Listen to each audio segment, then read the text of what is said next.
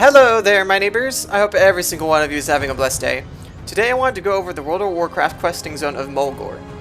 We're going to review it and give it a score from 1 to 10. I plan on doing a review of each zone and will try to be as fair and consistent as possible. There will be spoilers in the video. If you enjoyed the content and want to see more, make sure to comment, like, and subscribe. Let's get on with the video. Mulgore is the starting zone for the Tauren and houses the Tauren capital of Thunderbluff. Landscape consists of plateaus and great plains with very few trees. The plains are inhabited by all sorts of wildlife such as prairie dogs, plain striders, swoops, and cougars. The Tauren towns and culture have a very tribal aesthetic, and the Great Plains look reinforces that aesthetic. The plains are far and wide, but not really filled with much other than wildlife. There's a couple mines, but nothing really fascinating about them.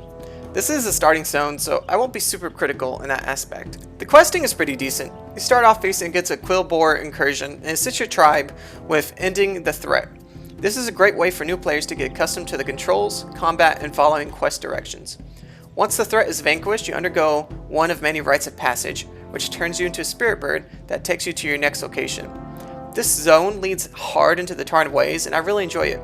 If you're into Native American culture, I recommend going Tauren and starting in this zone. The second town of Bloodhoof Village has many quests for you to complete. Half of them, though, are just killing X amount of wildlife to cull the population, so it's mostly just filler, nothing super entertaining. Main questline has you dealing with the Grim Totem, who are salty about getting exiled and are poisoning the wells, so they're kind of being douches. There's also a small contingent of Venture Co. in the area extracting the land's natural resources.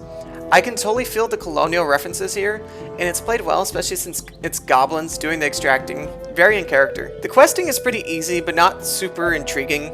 It's mostly just about you going through your tribe's rites of passage and growing in strength. Honestly, that fits pretty well, being a starting location and feeling that you're earning your place among the Tauren people. The quests are pretty tame, though, with just killing things to get ingredients to cleanse the wells. The main quest line kind of just ends okay. It's not spectacular, it's not bad, it's just okay.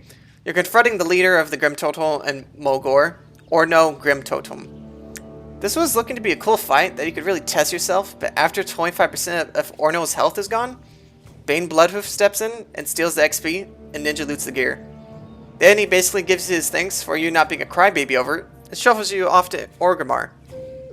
That ending was kind of a little disappointing. Like, I really wanted to have that feeling that I finally proved myself to fight this guy one-on-one, but no.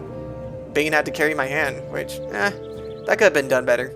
An important item for questing is ensuring your music while questing are bangers, especially when traveling from point A to point B. The music from Mulgore matches pretty well with the zone. There's a tribal ambience everywhere and makes you feel really at peace. The music makes you love this land and your people. My issue with the music is during the combat zones, there really wasn't like drums or anything really beating to match the scenario you were in. It was still just calm, peaceful music.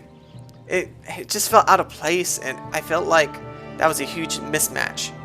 Mulgore is a fun starting zone, but it's also kind of lackluster. Of course, you're not going to have all the best quests at the beginning of an adventure, but despite that, I was kind of just whelmed. Not underwhelmed, not overwhelmed, just whelmed. It was just kind of just basic, but still kind of fun. There could be some improvements to having combat music during serious times and reducing the amount of filler quests. Otherwise, the quests match the theme of the zone, and I enjoyed myself. I would have to give this zone, I would say, a 7. It's an above average zone for a starter zone, but still felt like it's missing some more entertaining pieces. Thank you all for attending this video. If you haven't yet, make sure to like, comment, and subscribe to increase our engagement and help further support us.